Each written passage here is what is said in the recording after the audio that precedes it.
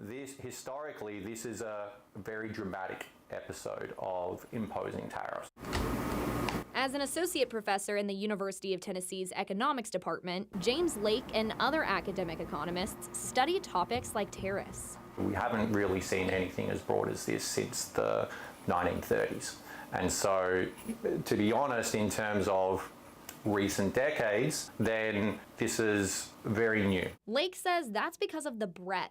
President Donald Trump signed an executive order issuing a 10% tariff on China. He also issued a 25% tariff on both Mexico and Canada, which has been delayed. I'm guessing right now today, every Tennessee business is probably going through their supply chain to make sure, or to confirm, okay, where do we get our parts from and what does this mean in terms of our pricing going forward? As Maryville College political science professor Mark O'Gorman explains, it's up to American businesses to pay for the import tax. For example, if there's a Tennessee business that may be something to do with auto parts, that if they're bringing an auto part in from Canada, it's that Tennessee business that's going to be picking up the tariff. The auto industry accounts for up to a third of manufacturing employment in Tennessee, maybe 4 to 5% of overall employment in Tennessee, and we trade a lot in autos, not only cars but also car parts with Mexico and Canada. With prices going up for businesses, both Lake and O'Gorman explain American consumers will also be paying more. The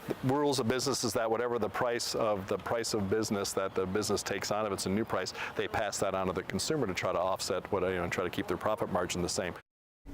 I reached out to a few different Canadian-based auto manufacturing companies here in East Tennessee. Magna Eagle Benz says it would, quote, be premature to comment on what the specific impact will be on their operations at this early juncture, but, quote, despite the immediate implementation, we are actively advocating with our partners, trade associations, and the governments of Canada, Mexico, and the United States to seek solutions that maintain overall industry stability and minimize disruptions to the supply chain.